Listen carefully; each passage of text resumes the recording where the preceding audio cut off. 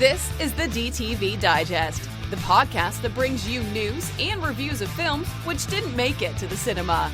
And now, here's your host, Mike Parkin.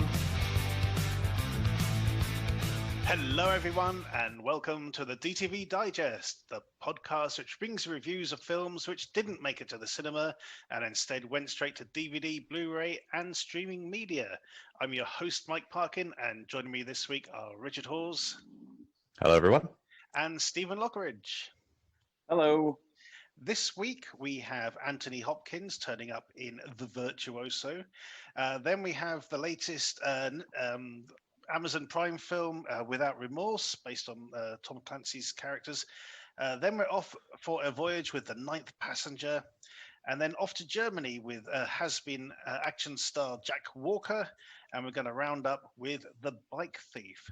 Our short shot this week is a Batman film, Batman Other Worlds, and our DTV throwback is a film called Zulu. No, not the Michael Caine one. This stars Orlando Bloom and Forrest Whitaker. So without further ado, let's crack on.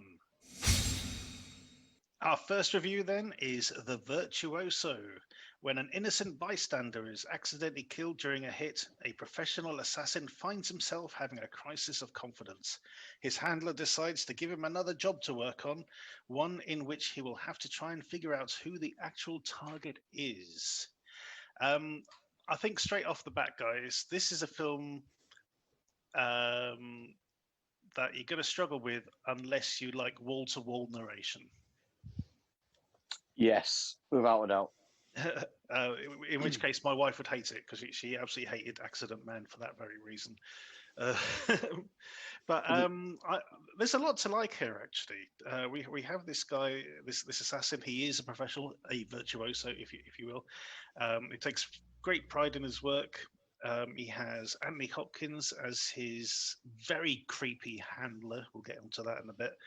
And you know, I actually found sort of parallels between this and the Ben Affleck film The Accountant.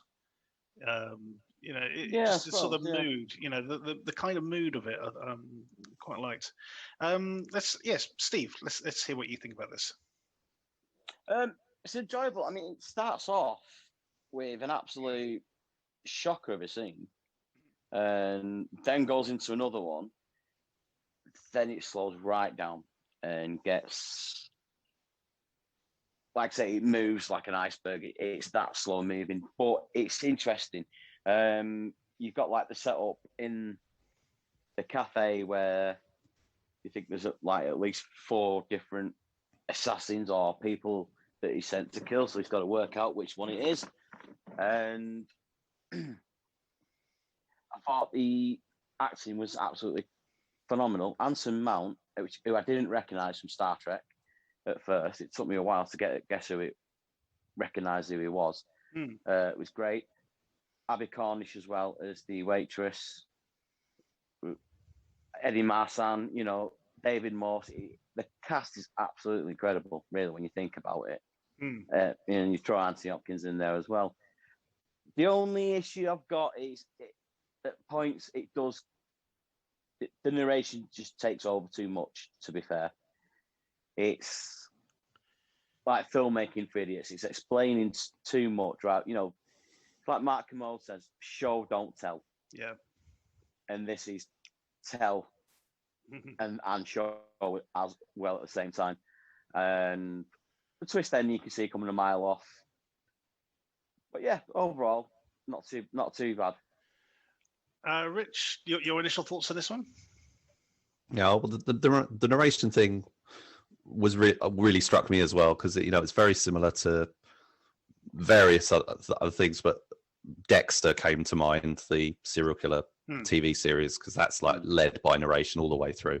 Very similar kind of thing going on. The whole setup of a very plus how methodical he is, that's kind of a Dexter trait as well. But the idea of this methodical hitman, you know, the haunted hitman, you know, it's kind of been it's a very, very well-worn storyline. I mean, I've never seen The American with George Clooney, but that was the one that came to mind for me in terms of it's kind of got like a slow because I've heard that's a very slow paced kind of hitman story Right. or whatever. And you know, he goes to this village or something, and I thought, well, that's kind of a bit similar to what's happening here. But what was the other one you mentioned, Mike? On The way, Accountant.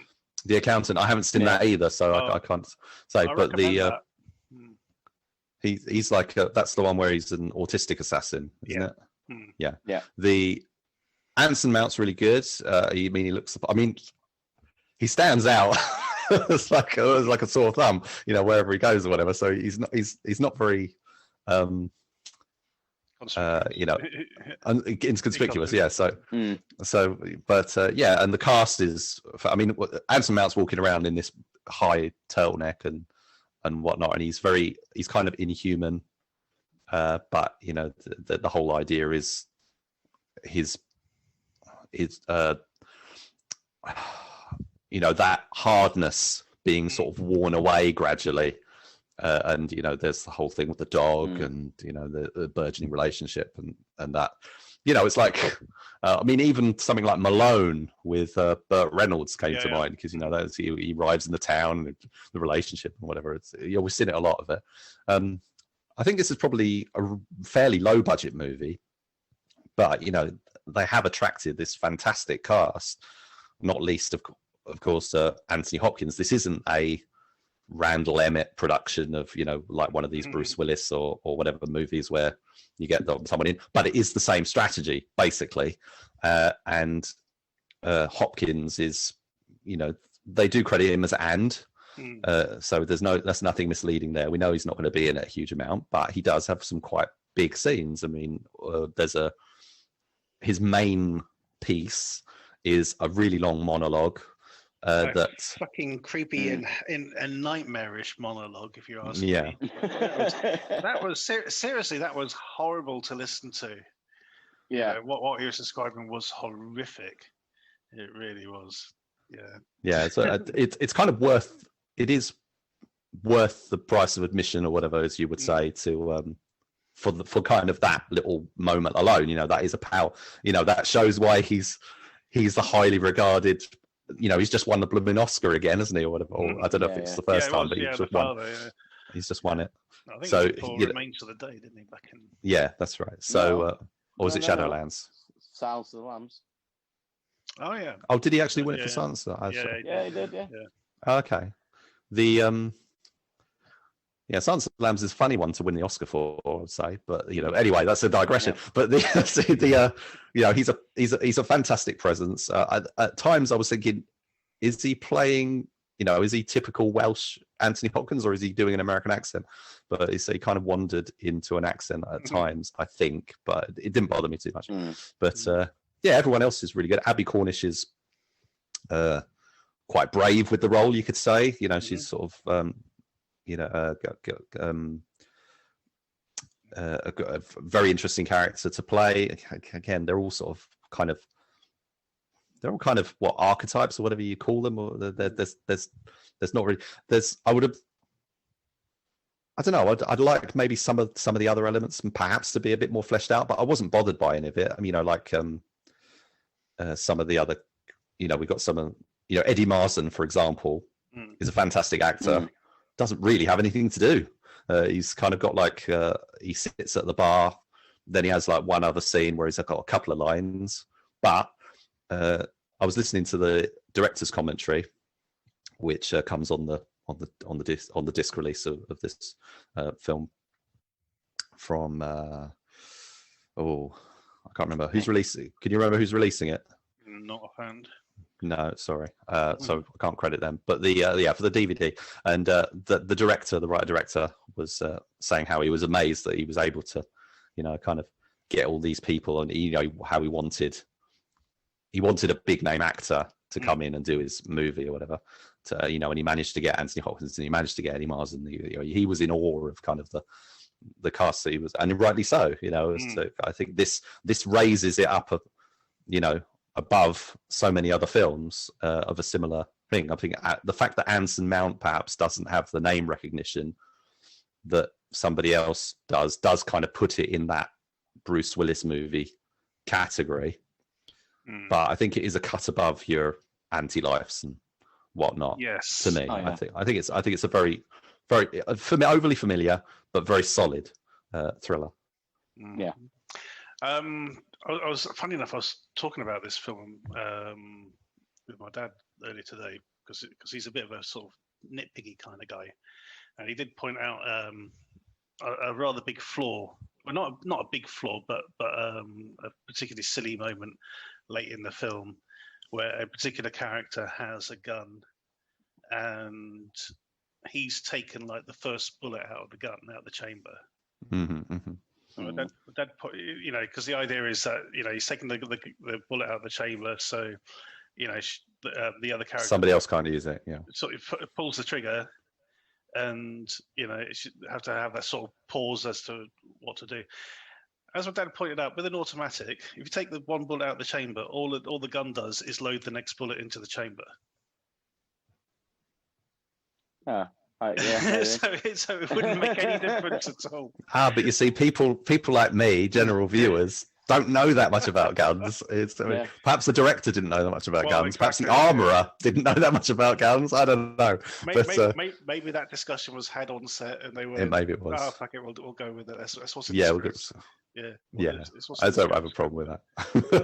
but yeah, it's just like good observation, though. Yeah, exactly. I'm sure there'll be a lot of, when this comes out, there'll be a lot of nitpickers on IMDb going, "Oh, bloody hell, it's not how guns work, silly." Anyway, but it's like you're quite good with sounds of weapons, aren't you? You're quite good with recognizing different things. I do pick up on that. Yeah, I must admit. If every gun sounds the same on set, in the film or whatever. But anyway, I did like this. Even though the narration is a little bit too intrusive, and they should trust what's being shown on screen a bit more. Now here's what I was thinking, and I want to run this past you. Do you think the film would work without the narration? Because I think it would have been a fantastic opportunity if they'd made that an optional track. You could watch it with the narration or without the narration. Yeah, give us the decade cut, basically. Yeah. I think it would, but I don't think the studio would have the balls to do it. No. I think it needed, realistically, somewhere halfway between. Because some of it's interesting to hear, his thought process, but other times it's like, well, you're showing us this stuff. You don't need to sort of explain it at the same time. But other than that, this was a surprise. Again, like Into the Labyrinth in our previous episode, with a big name attached to a production we hadn't heard about. Yeah. It has surprised me. I thought, and again, you mentioned the Bruce Willis films that we've, had to cover in the past, and you kind of expect that. That's what we've been led to expect.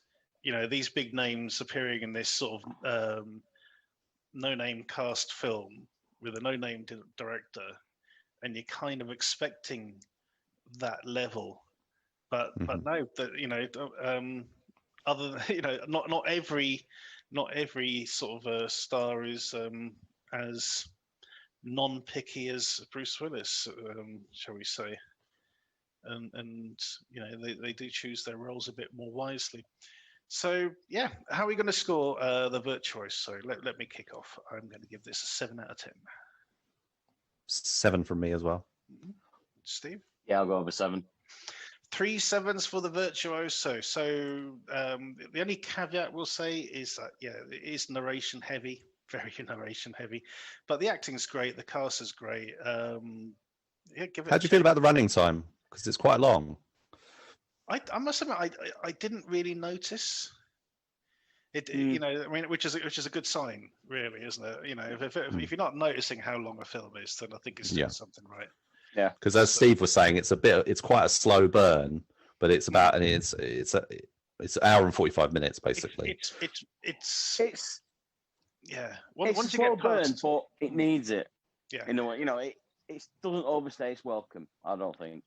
Once you get past Anthony Hopkins' horrific monologue, it sort of turns into this sort of procedural, as he's having to sort of investigate these other people in the bar or the cafe or whatever it's called, and investigate which one could be the target. and yeah, it's not the fastest pace, but at the same time, it's very methodical, and you know you're following along with him. So yeah, I didn't mind that at all. So yeah, no, running time be damned. I thought it was still a good 7 out of 10.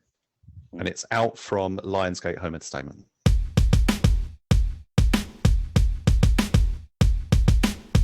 Our next review is Without Remorse. Following a tough mission in Syria, a team of Navy SEALs find themselves targeted by a team of Russian assassins. John Kelly survives one such attack, but his pregnant wife isn't so lucky. When he recovers from his injuries, Kelly goes on a vengeance-soaked warpath to find those responsible. I should have sort of started this by saying it is Tom Clancy's Without Remorse. It's sort of plastered all over Amazon at the moment. It's their big sort of latest sort of flagship, starring Michael B. Jordan. How do we like this one? Let's go with Rich to begin with. Yeah, I think it's good. It's kind of your typical Hollywood, thriller. The fact that it's bypassed cinemas and Amazon have bought it, I think, is purely a result of the pandemic. I think if Paramount, it could be that Paramount were eager to sell it off in the same way they did when Cloverfield Paradox went to Netflix. But I kind of doubt that. I think this would have done really well in the cinema.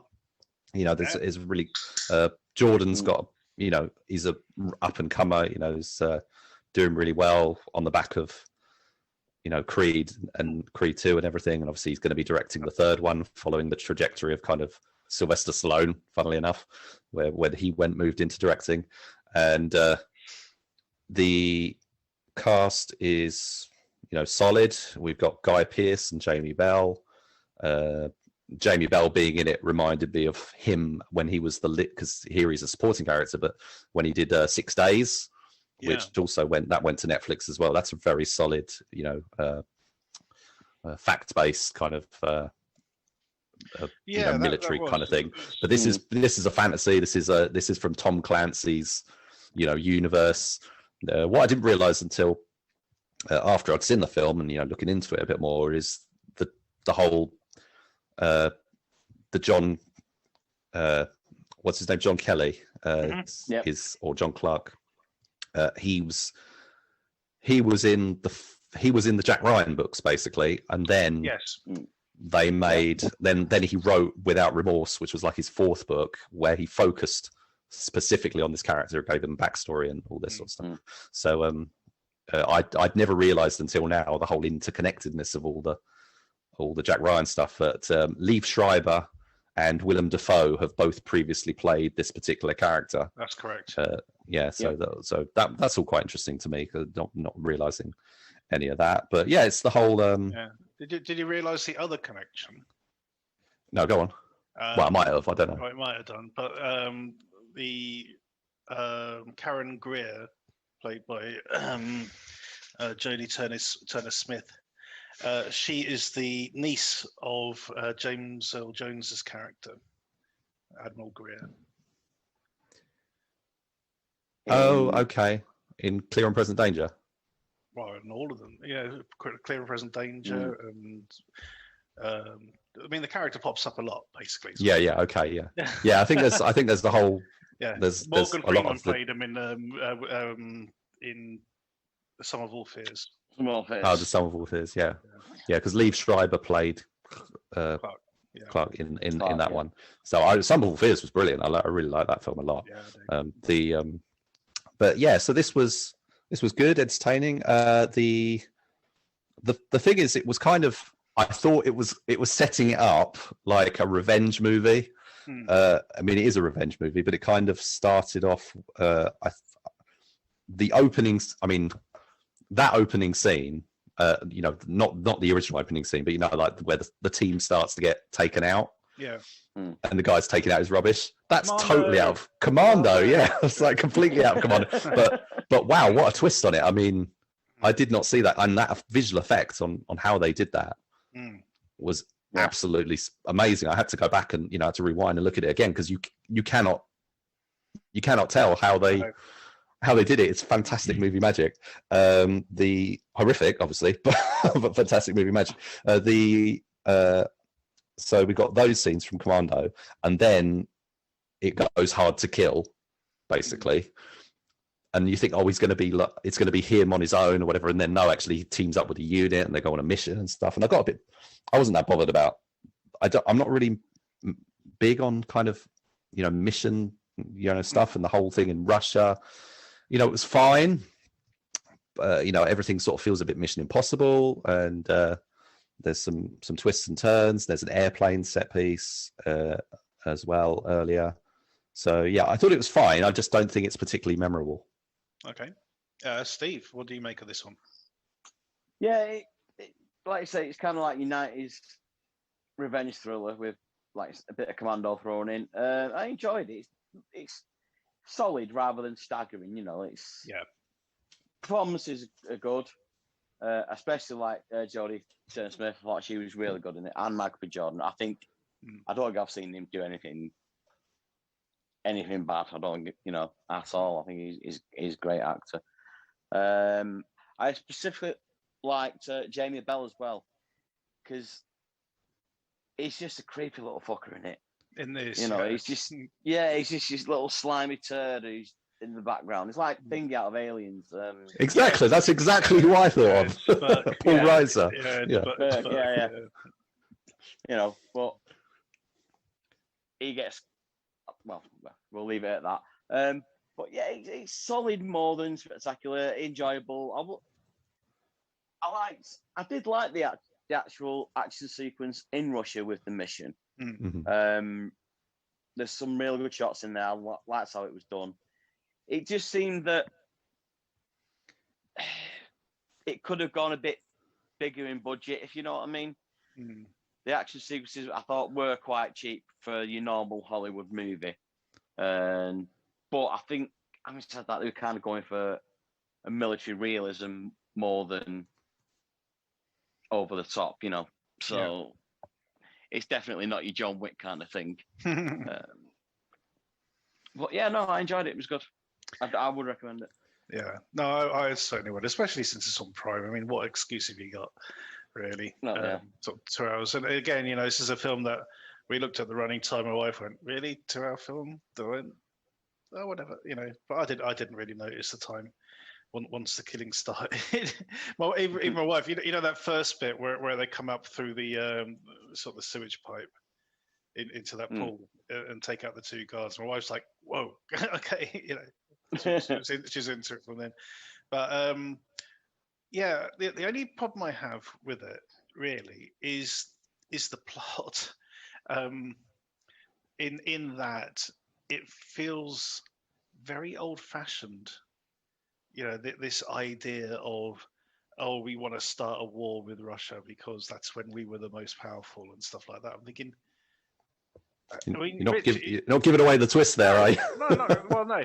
But Rich, you mentioned that this was basically the fourth Tom Clancy novel, which basically would have meant it was written sort of towards the end of the 80s, early 90s. Yeah, I think it was 1993, but I'm just gonna. So check. Yeah, 1993. Yeah. So that sort of the Cold War was still quite not exactly recent, but the wounds would have still been fresh, basically. So you can kind of see that Tom Clancy would have written about something like this then, and they've tried to sort of update it to to try to modernize it as much as possible. But they're still stuck with this core idea of motivation, and it does sort of it just makes you go, really, a little bit. So is that really the motive? But there you go. Maybe that's just me. I like. Well, getting to the. Yeah, I like the plane scene. Getting to the. Yeah. Right, yeah. No, so getting with the. Just sort of picking up on your point around the sort of plot and the the sort of overarching plan without giving it away or anything. But it does, I kind of got to that point and I was just like, this again? Exactly. It's like, I've seen a lot of that recently. I seem to have seen a lot of that, especially recently, of that particular motivation of and what they were actually trying to achieve is I think. And did you guys watch the mid credits as well? Oh no, missed that one. So you didn't get the Avengers moment then? No. So there's a mid credits scene which is the whole setting up the franchise bit. Everyone needs to stay tuned for that. Yeah, I hope they do sort of come up with another one. I mean, this does feel like a lot of setup. You know, I was like kind of surprised when they sort of name dropped Clark at the end. I was like, oh right, now I get it. It's all set up for future adventures. Didn't mean anything to me at the time, but so I sort of go in and I thought, oh, okay, and I researched it. On a related note, I also watched the video game tie-in Agent Origins, or Tom Clancy's The Division Agent Origins, which was a web series, and they put it together as like a half-hour movie a few years ago. I really like that. That's really good. Yeah, I thought that was a good little project, but that's just a side note. I was a fan of the game as well, so but yeah, that was really cool. So scores on the doors for Without Remorse. Rich? I think, for forgettable popcorn viewing, it's definitely, a 7, I'd say. Yep. And Steve? Yep, I'll probably go 7. Yep, can't disagree with either of you. I'm giving it a 7 as well. This is good stuff. It really is. I just want to mention, sorry, before we go, the fight coordinator on the film was a guy called Can Aiden, who's from the Real Deal Stunt Collective. He's done some fantastic work. He's doing Second Unit and directing and that. He's done various things, like he was Frank Grillo's stunt double in Wolf Warrior 2, and he's Keanu's stunt double for Matrix 4. But he's also he was the action director of Steven Seagal's Attrition, and him and his team made a film called Plan B, which is quite hard to find. It's not had very good distribution, but there's a lot of really great little short films online that you can find, like also on YouTube. There's one that the only film so far that he's directed, which was called Bad Choice, which I don't know if you guys had a chance to look at, but it stars Sam Hargrave and it's got a nice little twist at the end of it. It's an action short. It's like several minutes long. Well worth checking out. The Real Deal stunt guys are kind of on the rise at the moment. Actually, this guy did the action on Skylines as well. He was a Second Unit director of that. So there's a lot of good people involved in this film that should check out some of their other work as well. Yeah, in fact, I just one other thing. You mentioned that Jamie Bell was played Ritter in this. I did not recognize him. He was that good in the role, and that stupid bloody chin strap beard. It's probably put me off as well. But I'm a big fan of Jamie Bell's. You mentioned what's it called, 6 Days? Yeah, 6 Days. Yeah, the Embassy Siege film. And he was also the best thing in that really horrible film called Filth? One of the sequels to Trainspotting. Oh, you mean the James McAvoy one? Yeah. Yeah, he was in that, and he was really good. Yeah, because he had a Scottish accent in that, and he was really good. He's totally, obviously he's grown up since Billy Elliot, but I really like the guy. His acting. So anyway, we digress. 3 7s. Digressions. Yep. 3 7s for Without Remorse. Check it out. It's on Amazon Prime.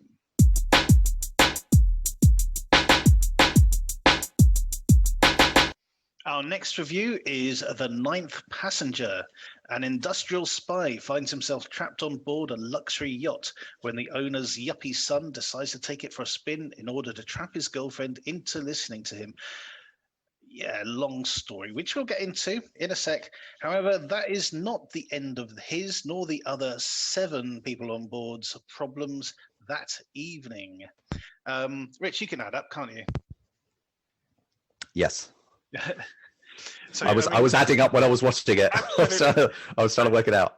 Trying to work out how many people, because it's called The Ninth Passenger. So we were trying to work out. So we got Jesse Metcalf playing this industrialist spy guy who goes on board the thing to try and find some papers. On board, we have supposedly the captain who's taken along this blonde date of his, and unbeknownst to her, set up a spy cam so he can record what happens. But actually, he's not the captain. It's belongs to this rich industrialist who we don't actually meet, but his son is there with his best mate.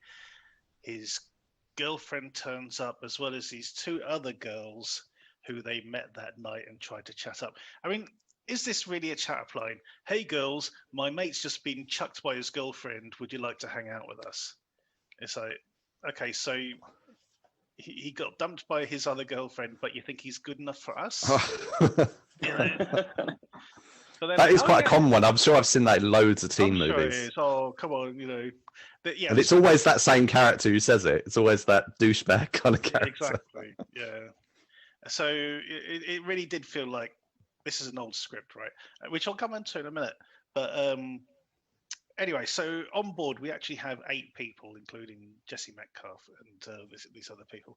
And then the main boy decides to take the boat for a spin, so his girlfriend can't get off the boat, so he can get her alone and talk to her about something.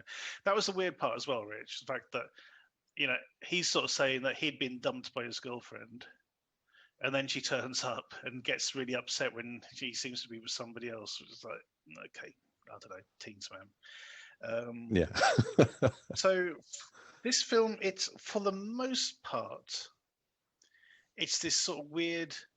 It's almost like a bedroom farce to a certain degree.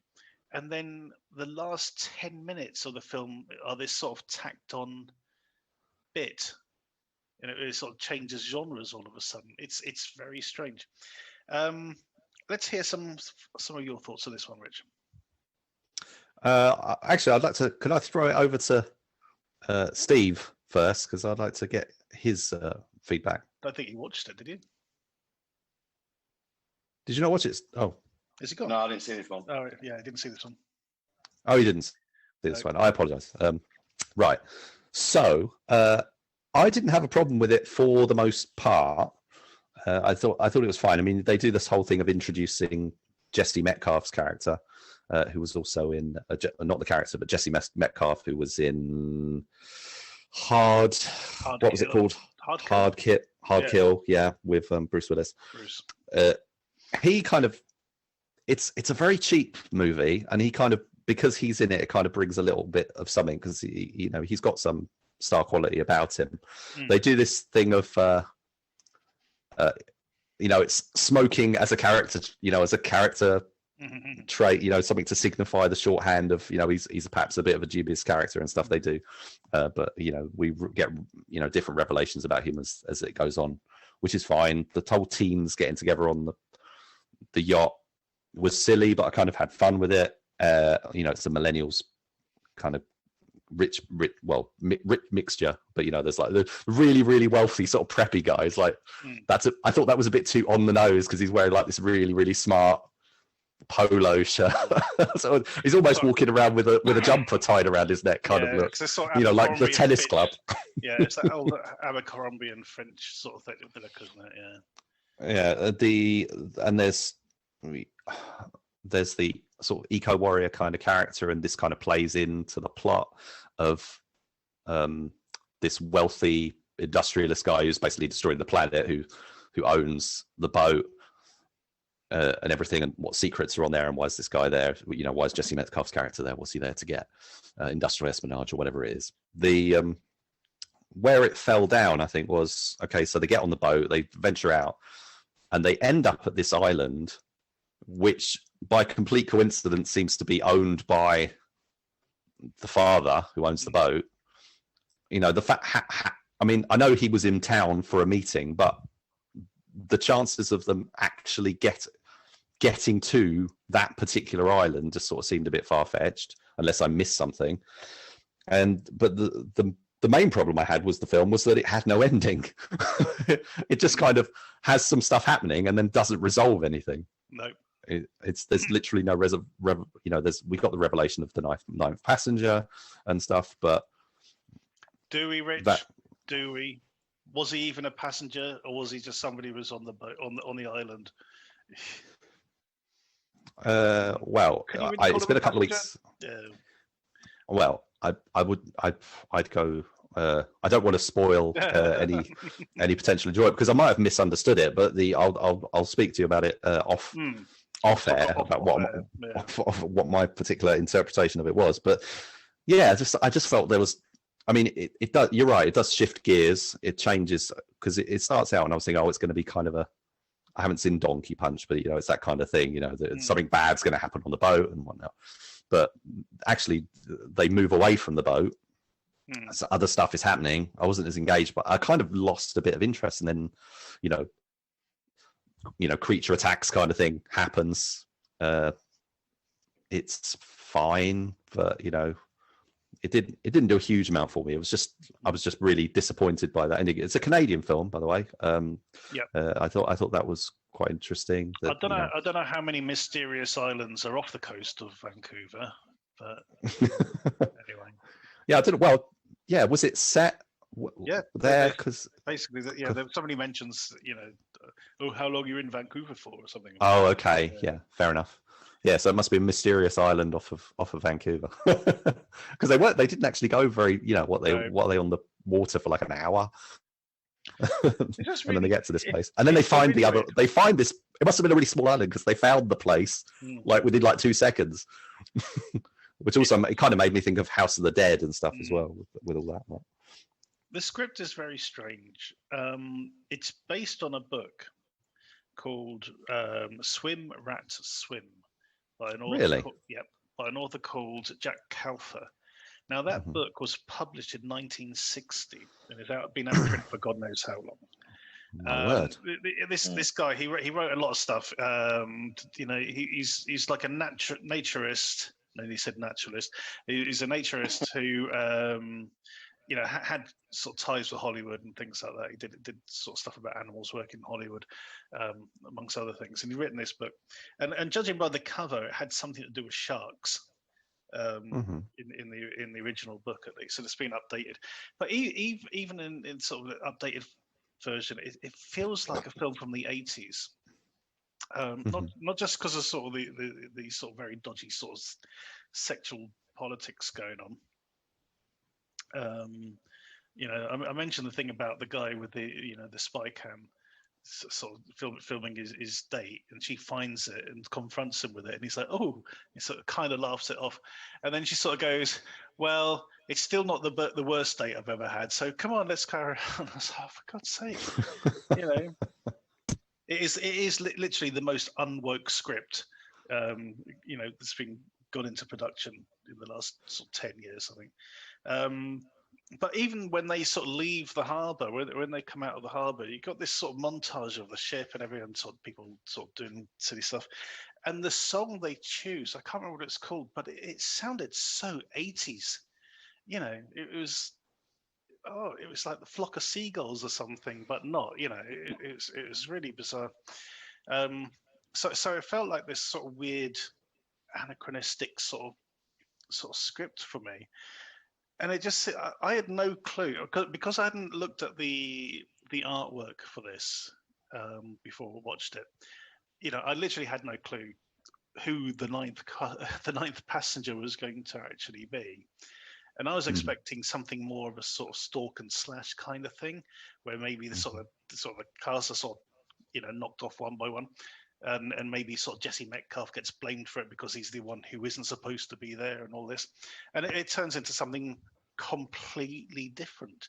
And as you say, it's almost as if they got to a certain point of filming and thought, you know what, there's all these sort of rubber creature suits back here. Shall we use them? That's kind of how it felt, that last part of the film. It has a sort of slapped on prologue as well. I was a bit worried it was going to be in media res. It's not, but it is sort of like there just to try and mirror what happens at the end a little bit. I thought it was like the Coast Guard or something turning up at the beginning. Turns out maybe it wasn't. Could be something else because I think it's the same boat. that turns up at the end. So, Rich, how are you going to score this?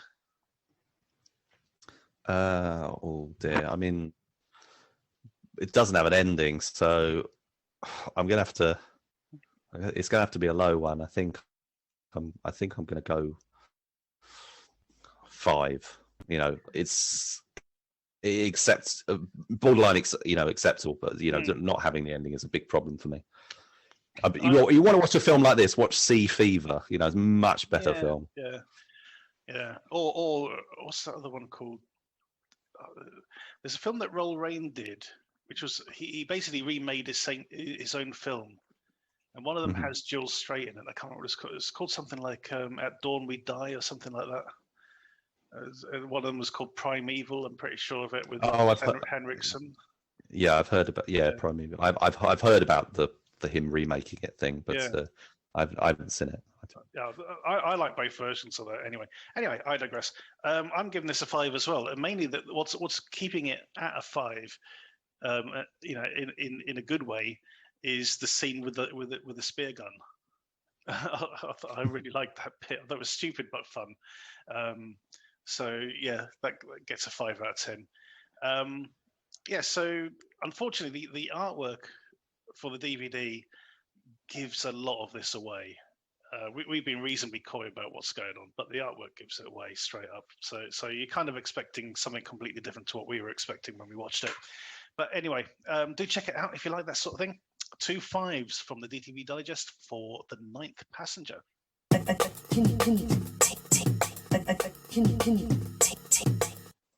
Our next film is Jack Walker.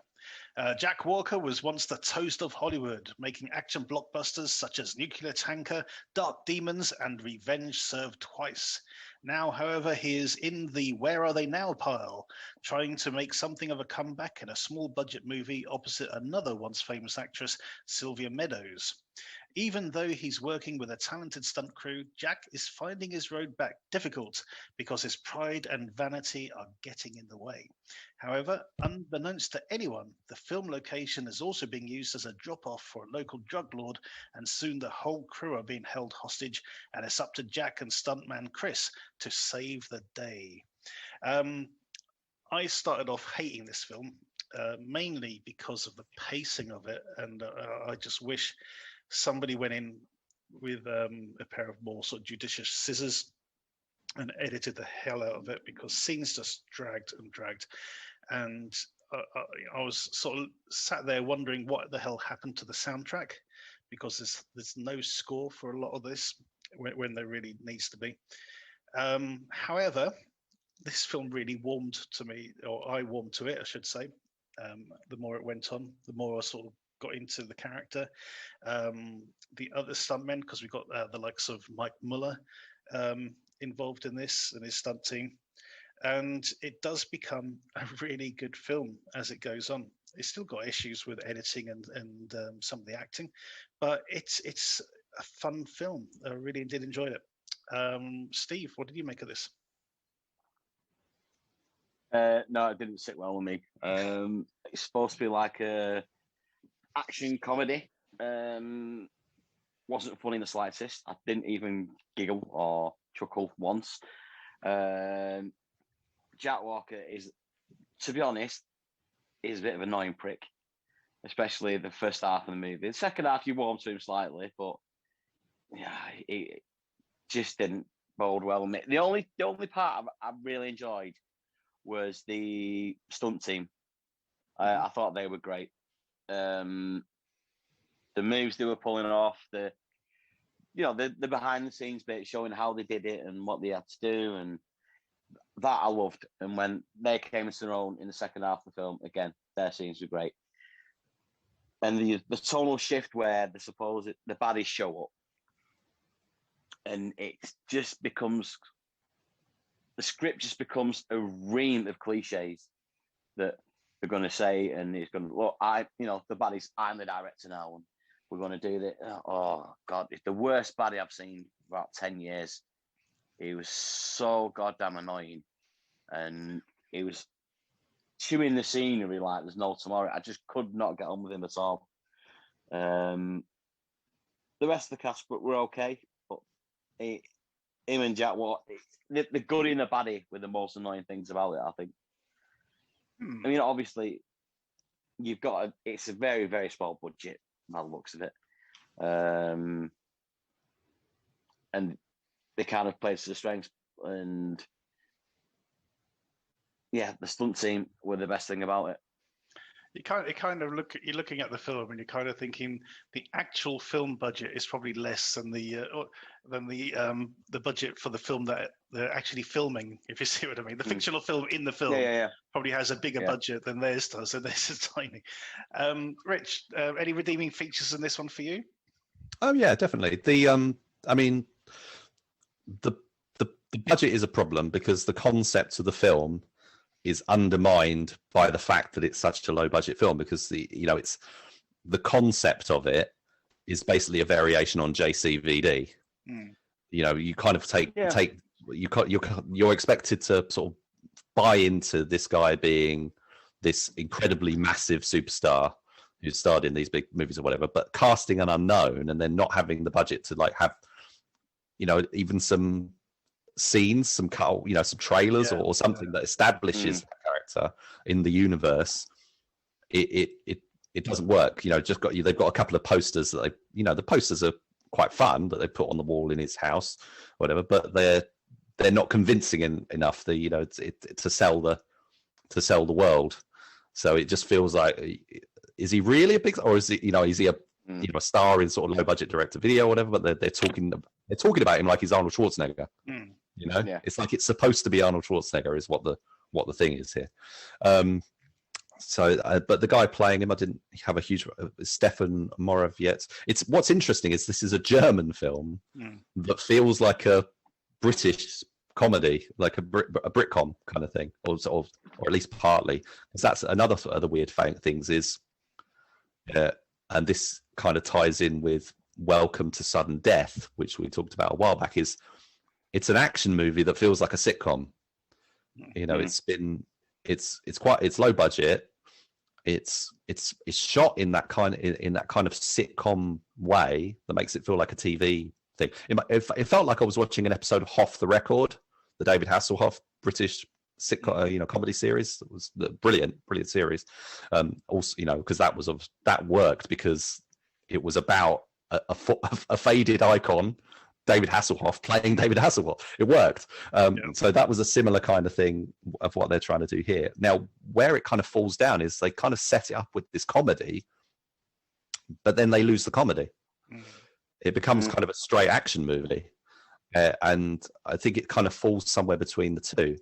I was reminded of the film Night Shooters that we watched a while back, which was also about a film crew getting in over their head with a situation and whatnot, and obviously the martial arts action thrown in.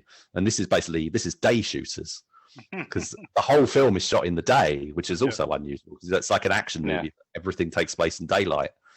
It's all taking place in this hotel. There's not really anyone there, and it's kind of sparse. But if it wasn't for the fact that they said it's in Germany, you would not know it's in Germany. It could have been in the Lake District. But as Steve said, the action, when it kicks in, Mike Muller's, there, he's the leader. He's the action team guy. That's really, really good stuff with Mike himself leading the way. He deserves to be working on much, much better films than this. I'm not saying that they haven't done a good job with this. It's, the guy who, the director, Tane Genko Ulgen, is funnily enough, I mentioned Attrition earlier. He also worked on that. He was an action designer. He's done a lot of other bits and bobs, lots of other short films and stuff you can find on YouTube, like Repercussion, The Messenger, Pointless, 187. But the problem is that it feels like a much cheaper version of JCVD, Crackerjack, Welcome to Sudden Death, all these other films that you can name. It doesn't have its own real identity that sort of compensates for the fact that it's this, very low budget sort of practically micro budget, I would say. I mean, I think they've given it a good look. There was a Burt Reynolds film also a few years ago, which had a similar concept, but it was about about him big wanting to be a more serious actor, wasn't it? It was him. Yeah, well, he got in that film a bunch of amateurs. That's it. The concept was faded big Hollywood star can't get a gig, so his agent sends him to do a play with an amateur dramatic society. That's right. Yeah, it's King Lear. Yeah. But that worked because you had a big faded Hollywood star. So the Burt Reynolds factor. This film needed a Burt Reynolds, or obviously you couldn't get Burt Reynolds; he's dead. I think it needed to do one or two things. Either go with an actual faded star, maybe Thomas Ian Griffith or was it Ian Thomas Griffith or Thomas Ian Griffith? Thomas Ian Griffith, yeah. Which or, would have tied in with the Crackerjack thing. That would have been really cool, actually. Yeah, that would have worked. Or do the thing like Tropic Thunder did, and do the trailers for the films. Yeah, absolutely. Yeah, set it up, build the world. Yeah. I mean, they kind of, they try to do that with the prologue, but as I said, there's no atmosphere to that scene at all because there's no music. You had a little bit of music coming through from the club, but it needed a score to really sort of give it a bit of weight, and it just wasn't there. So a lot of these scenes do fall a bit flat because of it, unfortunately. I'm a big sucker for films that are actually set on film sets. It is a genre, it's a side genre I really like. Films like Green Light, which we covered, Hail Caesar, even Once Upon a Time in Hollywood. There's another really good low-budget horror one called The Final Scream, which I'm hoping will turn up on Amazon Prime or somewhere so we can cover it in the throwbacks at one day. So I was on board, and Night Shooters, of course, which is a big touchstone for this. So it was just it was just a little too amateurish to enjoy to begin with. There were some good bits, like when he has to do that driving stunt and run somebody over, and he refuses to put his glasses on. That bit I thought was pretty good. There are a couple of bits which did make me chuckle later on, sort of gags during the fight scenes and stuff. But yeah, it's just I think it's just a little bit too ambitious for its own good. It either needed more money or some more judicial editing, I think. Yeah, I think it needed money. It did need money. It did need money. It did need more. That's the problem. That is kind of the problem. I think that's what's going to make this is a film that only really the hardcore action fans are really going to get anything out of. I think. I think the general public, it's not for them. It's not for them at all. Yeah, I mean, we can criticize, pick it apart or whatever, but there's also we are finding stuff about it. We're not completely dismissive of it. I think the general viewers, who watch this, who are not action, big action movie fans or whatever, will just be very, very dismissive. And I would expect to see quite a few harsh reviews. And I don't know, we're being quite critical here, but I think for what it is, for working within the limitations that they've had, I do like what they've achieved here. Absolutely, yeah. I think the action team's done really well. Again, this is another example of a guy. The director is from the Real Deal action team, who I mentioned earlier. They're even as a gateway or some sort of introductory thing to show you some of what they're capable of, and go and check out some of their other movies like shorts like Evil Twin and stuff. It serves that purpose. It's good for us, but I don't think it's going to be good for most other people. You know how Scott Adkins has got that signature kick that he does, where he sort of he does a flying spinning kick, fakes with the first leg, kicks with the second leg. He does it in Undisputed. Is that the Guyver kick? The Guyver kick, as it's known, yeah. So that's his sort of, that is his sort of Scott Adkins move. There's something Mike Muller does in here where he flies at two people sideways, kicks one in the head while at the same time punching the other one. Yeah. And it's absolutely brilliant to watch. Yeah, He's amazing. I'm thinking, do that again in a bigger film, and you're going to make a name for yourself. But I'm a big fan of Mike Muller. He was in a film called 1 Million Clicks, which was really good. Really enjoyed that one as well. I want to see that. He did a film with Fred Williamson called Atomic Eden that I haven't seen. He made that just after, or it was really around the same time as 1 Million Clicks, which I also haven't seen, to my shame. But there's loads of other stuff like Camp Funsage or The Challenge, as it's known, or Urban Fighter, or Arena of the something Ultimate Justice. He was also involved with as well, with Mark Dacascos. That's right. He's been around for a long time. He's doing lots of great stuff, but he's just not breaking out, which is a real shame. If nothing else, I hope this film brings him and his team more to light and what they can achieve. Yeah, absolutely. Okay, well we've talked a lot around this. So what are the scores on the doors? I'm going to lead. I'm going to hit this one with a 6 out of 10. I'm a 6 out of 10 as well. I'm going to go 5. Fair enough. Yeah, I think me and Rich got a little bit more out of this than you did, so it's a fair score. So 2 6s and a 5 for Jack Walker. May he continue in DTV land, and we'll see him again.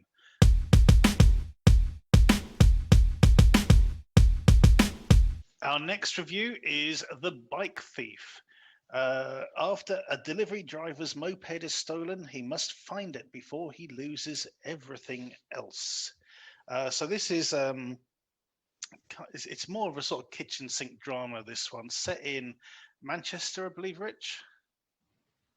I honestly don't know. I presumed it was London, but I didn't really take much note, to be honest. Yeah, I got a feeling it was Manchester for some reason. So our main hero is an immigrant who isn't named in the script. He's just called the Rider. And, he's not just any delivery driver. He's the best delivery driver this little pizza delivery place has ever seen. You're making that sound like a lot more exciting. I know, but so much to the chagrin of some of his other drivers.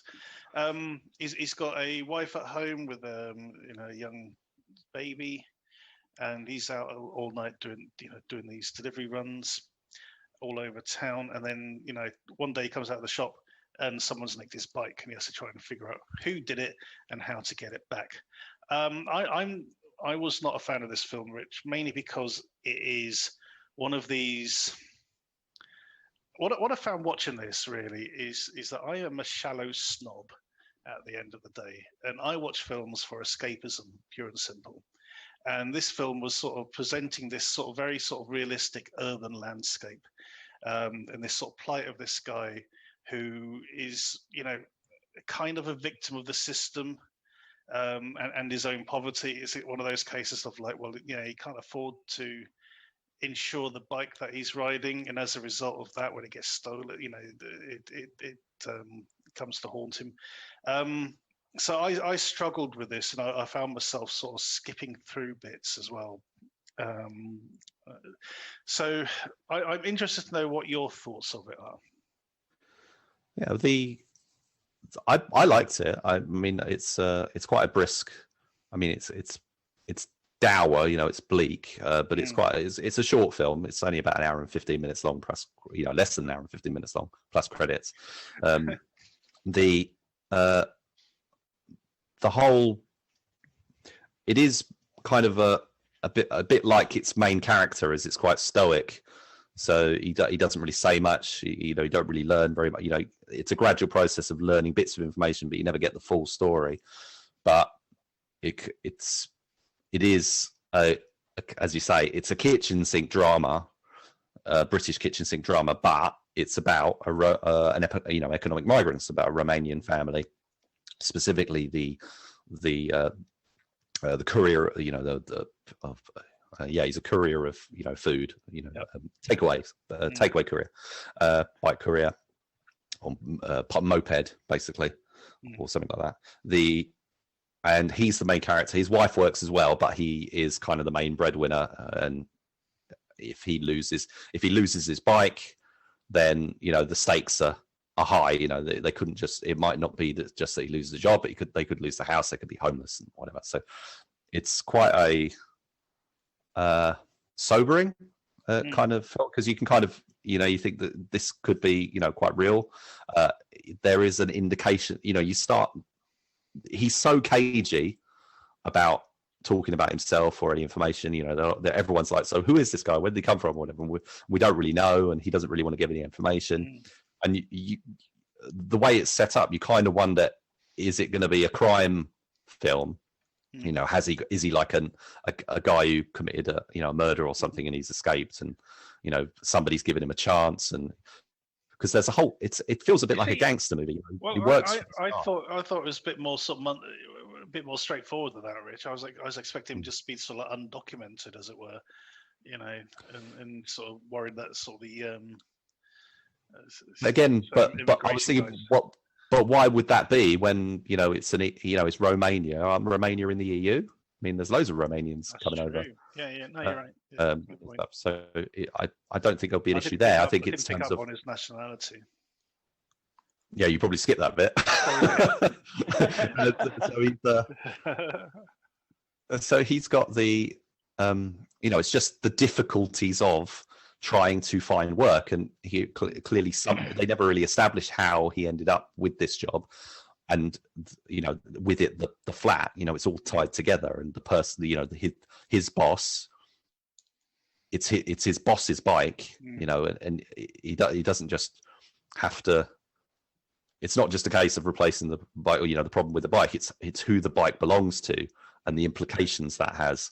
And in him not wanting to have that conversation, and being cagey about it, and stuff. But in terms of it feeling like a bit of a gangster thing, even the guy the guy who's given him the bike, and the guy he works for, and who he relies on his livelihood from, it's not like he's some wealthy guy. He looks almost as poor as he does. It almost looks like he lives in the same block of flats as he does, isn't it? Yeah, similar. Yeah, so they've got a similar kind of like. So even they're not. It's the, but I guess that's kind of the point almost is, but I don't know, some of it didn't work. It's a first time feature from a writer director, Matt Chambers, who's done some short films previously. I felt that there were some turns in the story that didn't quite work. I thought the portrait of the bleak situation and everything, I thought worked really well. The whole setup of how it ultimately gets to the point of where his bike is stolen, which obviously is the main catalyst of the turning point, which happens at the half-hour mark, as it usually would. He can't afford to buy a really good lock is the main problem. I thought that was set up quite nicely. He doesn't really want to talk to the police, which seems he's kind of making a problem for himself there. But again, that could have been explained if there was some backstory that gave us a reason for why he doesn't want to get too involved with the police and doesn't want to tell information, rather than him just being protective of his privacy. Also, how did he cook up with the employer or whatever, but not really too worried about that. But there's a whole bit at the end. There's two things that happen at the end. Mm-hmm.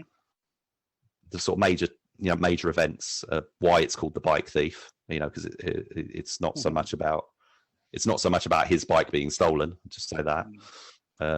Although there was an indication, not an indication, but you expect that it might go that way. It might be they've stolen his bike, he's going to get it back. Tom Yong-gung, they took my elephant. So he's going to go get his bike back. It doesn't really work out that way. He gets some help, and I was thinking, why would they be doing that? They're putting themselves in jeopardy doing that.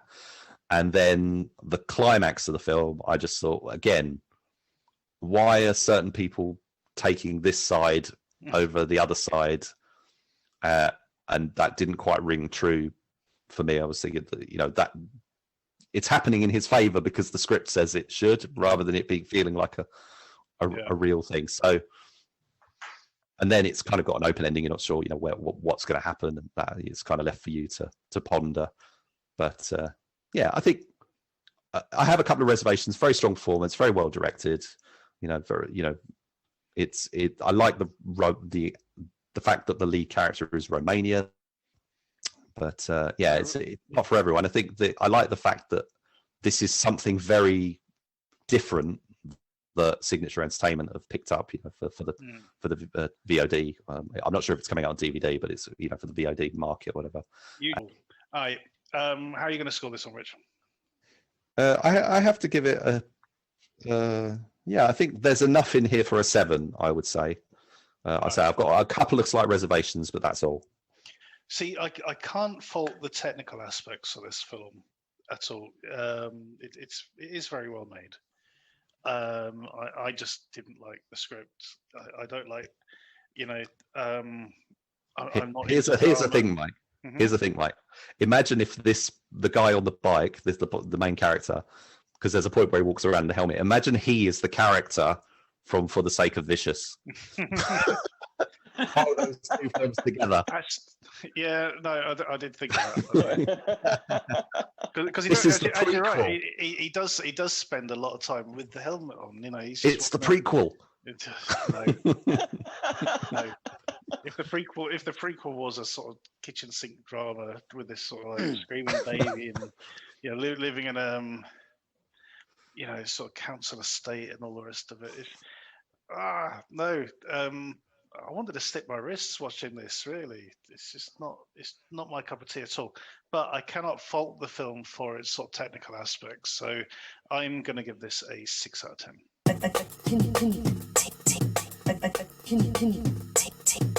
Our short shot this week is Batman Other Worlds, as a Keaton-era Batman faces off against Harvey Dent, aka Two-Face. A sudden rupture in the space-time continuum, I'm guessing, sends the Caped Crusader into the world of Adam West-era Batman. Sorry, I got through it eventually. This is fun. So as you say, we start off with this sort of Michael Keaton style Batman facing off against Two-Face, and then there's something happens and so he ends up in daylight in this sort of brightly coloured sort of 1960s era America, with sort of the Adam West version of Batman and Burt Ward, Robin. Robin. So it's a bit of fun. So how did we get on with this, Rich? Could I try with Steve first? Certainly. Yeah, okay. It was a bit of fun.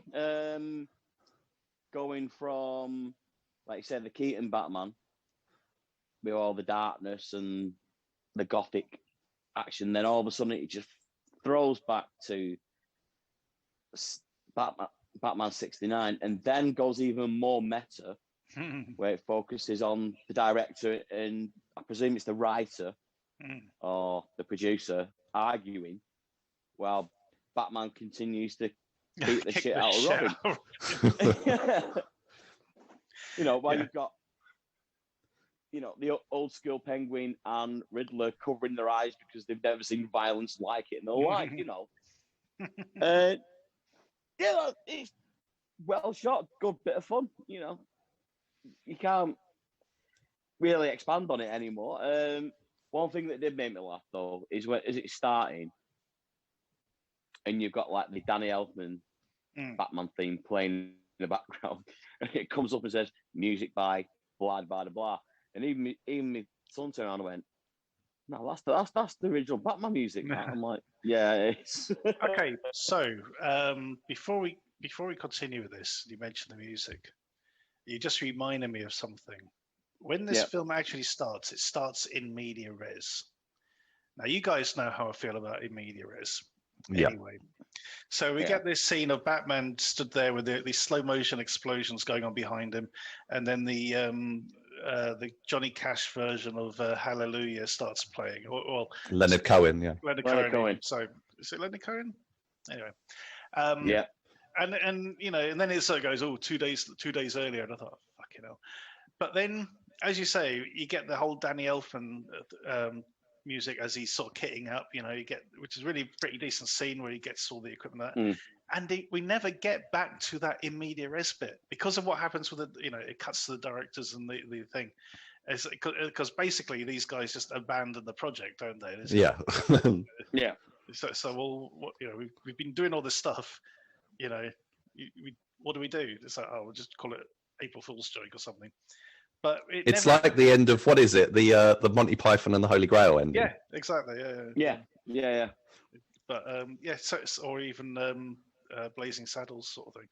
But it never resolves its own in media res. It's really bizarre, and it was such a bizarre cut between the two. That Hallelujah music, sort of really powerful but morose kind of thing, and then cutting to the Danny Elfman sort of music, sort of building up atmosphere. I suspect that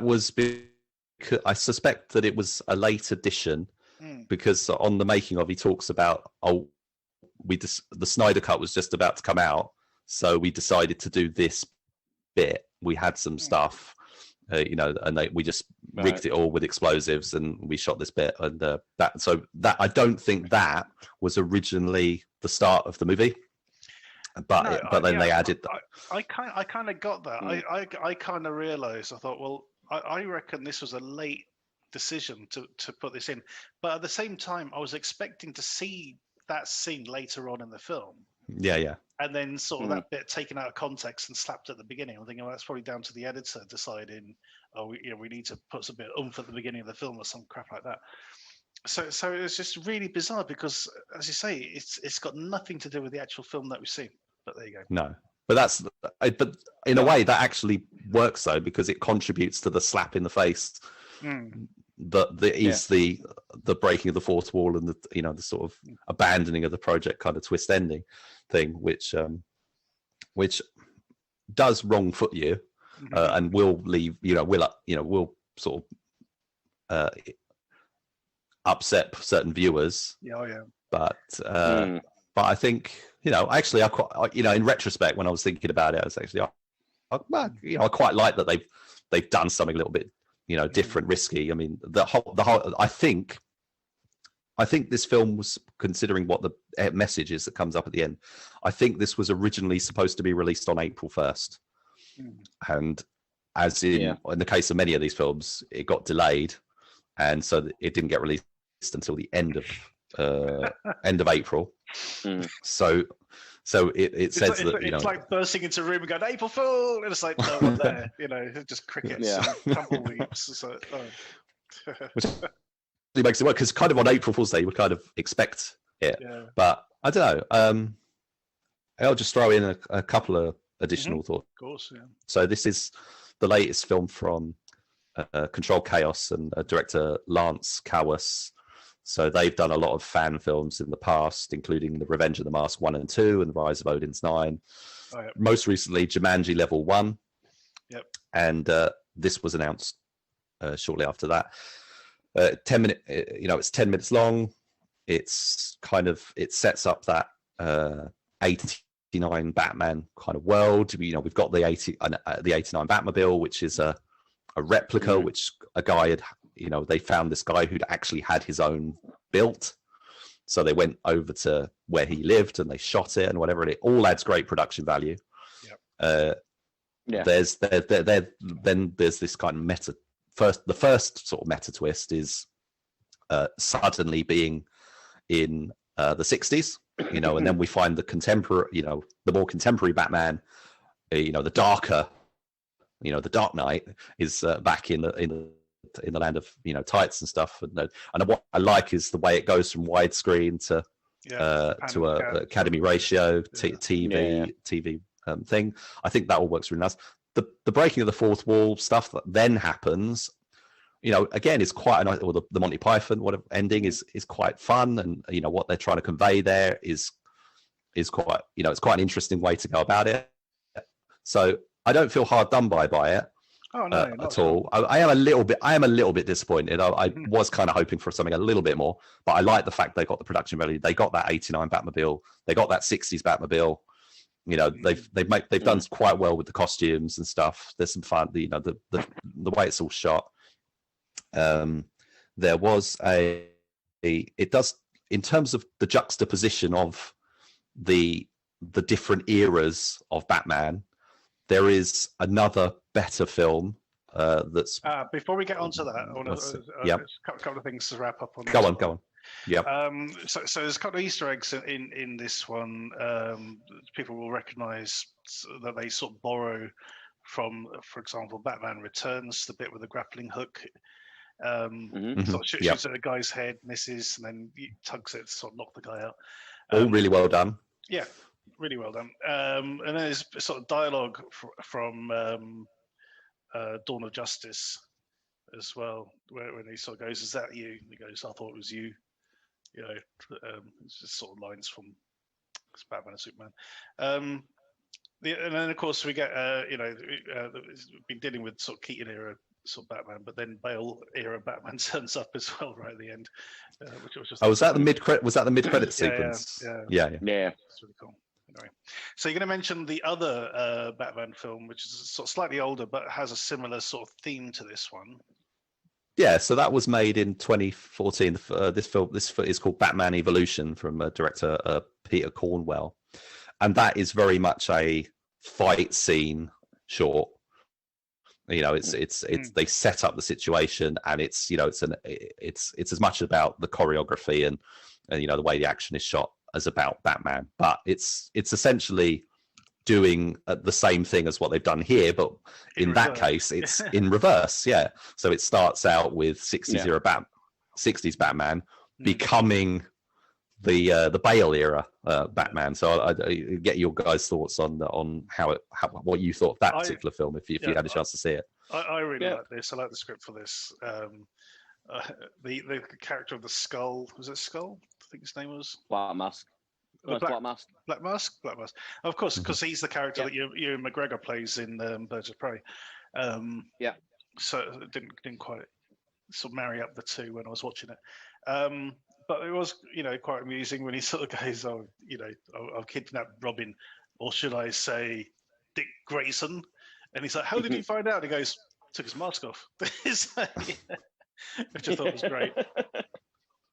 Took that stupid mask off. There he was, Dick Grayson. I really like this. I thought it was a lot of fun. Hark back to the TV series, and then sort of, as it says, it showed that sort of evolution from Adam West to Christian Bale. So, what about how they handled that transition with the visual effects and stuff? What do you think of that? Pretty cool. Yeah, I mean, it's kind of reminded me of the supposed creation of the Joker, isn't it? Him falling into the sort of vat of acid or whatever. Yes. It's kind of that in reverse. Yeah. It's sort of been covered in this sort of mylar soup sort of stuff and hardened into his costume. Yeah, it involved actually really good. Yeah, and the action, I thought the action is really good. There's members of the 8711 team involved in it. It's all really good choreography and a very satisfying action short, I would say, in terms, and it's kind of got it does have a beginning, middle, and end in terms of a story, because the idea is Batman having to rescue Robin and confront the Black Mask, and you do get all of that. It all fits in. So and it's got quite a nice budget on it. So I don't think Other Worlds is necessarily a worse film than this, but I think they're quite a good double feature to watch together. To sort of, I think they work. They take the concepts and they do quite different things with it. Yeah, I think it's just Other Worlds doesn't have a complete story. That's. But I don't mind that, because it does that Monty Python thing. If you like Monty Python, you'll probably get a kick out of that. So. They both do a good job of contrasting between the different approaches to Batman. Yeah. So, and I like that they went for, in Other Worlds, I like that they went for 89 Batman rather than Christian Bale Batman, because that's actually a harder aesthetic to do, I think, because it was the theatricality of the Tim Burton version, wasn't it, versus the real world of Nolan. In terms of Batman Evolution, they have to do the suit, which is probably the hardest part, but they can just set it anyway. Any sort of real world looking warehouse is absolutely fine. Whereas in Other Worlds, they found a location, they did some lighting, but it's got this artifice, that fits the aesthetic. And then you got Harvey Two-Face and in it, who wasn't in obviously he was the Tommy Lee Jones played him in the Joel Schumacher version, which I suppose is the touchstone to an extent. Here seems quite different. Yeah. Well, this is the interesting thing, isn't it? Because in the Tim Burton film, Harvey Dent was played by Billy D. Williams. That's you're absolutely right. So you got black actor playing sort of Two-Face within that sort of Tim Burton era set. That is a very good point. I think that's quite possibly very intentional on their part. Thinking about it, that's a great little a great little thing they did that I hadn't even thought about. Yeah. Cool. Yeah. All right. Well, we don't score the shorts on this show, at least, but we do put them in the footnotes. So we'll put links to both films for you to check out. Let us know what you think. Our DTV throwback this week is Zulu. Policemen Ali Sokela and Brian Epkine investigate the brutal murder of a young white woman, apparently provoked by the availability of a new illegal drug and somehow connected to the disappearance of black street children off the streets of South Africa, Cape Town. So what we got here, basically, guys, is the South African version of Lethal Weapon. Steve, what did you think of this? It's not a Lethal Weapon. It's grim as fuck, this film. If you turn the nastiness and what some of these characters go through up to 11, definitely. It's cracking, really enjoyable, really tense. But my God, it was grim. It starts off with a father being burnt to death in front of his child, and it just gets progressively worse. But I thought Orlando Bloom was great. Forrest Whitaker was great as well. Just the way how stoic he is as Ali is just. I think he's phenomenal in this. I thought it was absolutely brilliant. But the way it starts off as a murder, then it goes so much bigger with, apartheid and trying to basically bring out a molecule that kills black people and then sends them crazy. It's just didn't expect it to go in that kind of direction. Yeah. You just kind of expected, like say, a murder investigation, but it just gets blown so wide open. Action scenes were great. Even it's so beautifully shot. I mean, even in in the slums of Cape Town, I presume, and even when it goes into the desert, it reminded me of something like Armor of God at the end of that. Yeah, it was so well shot. I really enjoyed this. Mm-hmm. Rich, I was pretty blown away by this one. I'd always seen, I'd seen it when it came, not seen it when it came out, but I was aware of it. Yeah. But it didn't appeal. It's Orlando Bloom, and the title's Zulu. It doesn't really connect with me. I'm not really that engaged with it. So I put it off until you suggested it. Now I don't know if had you seen it before? I had. Yeah, I had seen. You had. So you knew what we were getting into, and what a pleasant surprise. I mean, an unpleasant surprise in a lot of respects, but obviously, I mean, the fact that you mentioned Lethal Weapon there is interesting because I thought of the same thing because of the, there's a murder that starts the story and there's a black cop and a white cop investigating and whatever. But I guess probably it's more like something like In the Heat of the Night with Sidney Poitier and Rod Steiger than that, because it's not really an action movie, although there are some action sequences in it. But it's a French and South African co-production from French director Jerome Sal, or Sally, I'm not sure how to pronounce, but he did the Largo Winch films.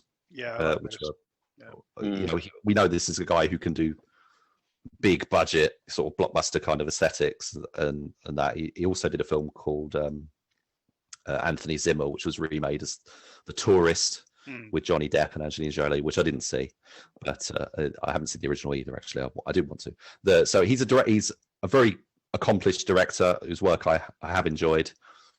This is something quite different for him, I think, and again, it's done a really, really good job. I mean, the film looks amazing. It is a conventional thriller in many respects because it does have that. There's a body. There's a couple of cops investigating. There's quite an fantastical is probably the wrong word, but you know what I mean. It's quite a grand scheme that is unveiled, but it's all very bleak and dark. I mean, the danger of the whole of the environment is always apparent. Orlando Bloom's character is introduced. He's kind of like the Riggs character. He's very on the edge. He's not lost his family. He's not with his family, but they're not. He's not mourning them.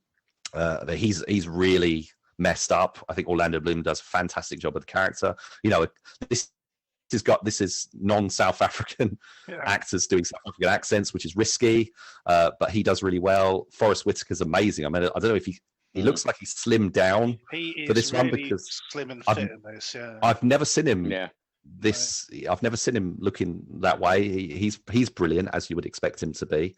That beach scene near the start, Jesus. The way it gets real so fast, and how dangerous these guys are, it's sort of quite breathless, really.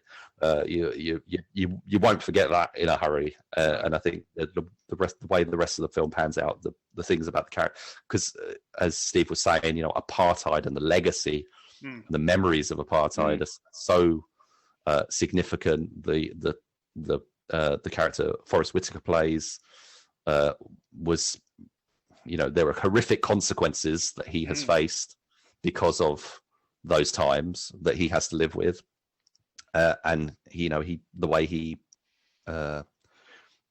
the dignity that his character has is great, and the sort of the contained rage within in him as well. Whereas Orlando Bloom, he's just like a firework. He's just going off every 5 seconds. There's no restraint with that character, and there is that oil and water sort of the Briggs and Murtaugh kind of thing that plays out really much better. I mean, I love it. I think it's a fantastic film. Yep, totally agree with you guys. When I first saw this, I mean, that opening bit is so harrowing. With his dad. And then when later on in the film, we find out what happened to him that same night. Yeah, as well. Jesus. That's fucking nasty as well. So I mean, the only thing the film doesn't do is really explain what was actually happening at the beginning bit. And did a bit of reading, and it's because his character is he's from the Zulu tribe, and there was a clash with a political party called the IFA, I think it was. Who were sort of kind of sponsored by the state police as well. So so that there's a lot of political unrest sort of during the sort of 70s and 80s, as we well know. This is based on a novel, and I expect that is probably elaborated on. Explained there. But the investigation, what it comes up with, the fact that this idiot drug dealers sort of screwed up, got a white girl killed, and then which exposed the operation and stuff. It's just really well developed. Sort of ekes out this sort of story, and how his estranged family is sort of pulled into it. It's really good. I really liked Orlando Bloom in this. He's sort of burnt out, but at the same time cool as a cucumber all the way through. Yeah. That confrontation on the beach. This girl managed to grab his gun. He just continues drinking his beer, and sort of lets that scene play out. I thought it was really cool. That's a really nasty moment that happens there, and that's when I sort of perked up when I was watching it the first time. I was like, oh my god, this is really. It's a variation on the setup of the film. Again, it uses all these very conventional stuff like hey, we're going into this situation. Hey, have you seen my photo of my family? Yeah. Well, yeah, that poor guy was like, it's like as soon as he sort of says, "Oh, you know, I didn't realize you're going to sort of join us in the field," sort of thing. It's like, oh no, and his wife's got cancer. It's like, Jesus. Yeah, it does it uses conventions, this film, in a similar way to Without Remorse. You know, that film is very much a sort of by the numbers. You know, here's the thing. Oh, here's the guy. Oh, isn't this his home life, his wife, and everything? You know, everything's lovely, and you know, it's like there's going to be an event that twists that, and then there's going to be, you know, other things and investigations and stuff. And whereas Without Remorse is very much by the numbers, there's nothing particularly novel about it, apart from the fact that perhaps they went to Russia to film the scene or whatever. This film, it follows all the conventions, but the fact that it's set in this environment that you're not familiar with, you're not as familiar with, unless you've seen like City of God or something, it brings a whole other aspect to it, and it feels fresh, even though it's completely conventional. It's just got this real unique identity. So if you're a fan of, you know, thrillers, you know, you get everything that you would expect if you were, you know, you're flicking through the latest, you know, thriller that you've picked up, or a book, you know, in the supermarket or something. You get all the conventional stuff, but you get all these other layers to it as well. I think that's what's the great thing about it. Absolutely, it is a really solid film. Really good sort of procedural, really good action moments. You know, it's not an action movie, but as we said, you know, they do sort of pepper the film with these sort of little shootouts and little chases and things, which really really work. Two really good actors sort of leading this. It's just really solid. I think the only thing really holding the film back up till now is the title. If people see the title and immediately go, Michael Caine, Stanley Baker, you know, obviously, you know, you might think, oh, it's a remake or something. It's not. It's just a really good contemporary thriller set in Cape Town. It was called A Most Violent City in South Africa, apparently, or the most violent city, something like that. It was. I can't find a poster of it, but apparently that's what they called it over there. That sounds a more intriguing title to me. I mean, the UK DVD cover for this had a tagline which just said "A new breed of warrior." You know. Yeah, that's not good. Cringed when I read that, because I put something on Facebook about it the other day, and as soon as I read that, I thought, "Oh God, that just sounds awful." It really does. Anyway, we don't. Do we score the? We don't. We don't score them. No. We don't score the throwbacks, but we certainly recommend this. It's on Prime. Please check it out and let us know what you think. And that is the end of this week's show. So thank you for listening. Thank you to Rich and Steve for joining me. Don't forget to check out our other show, the DTV Digest Short Shots, where we look exclusively at short films. That also has its own Twitter page, as do we, at the DTV Digest, both on Twitter and Facebook. So check us out. Other than that, thank you for listening, and tune in again next time.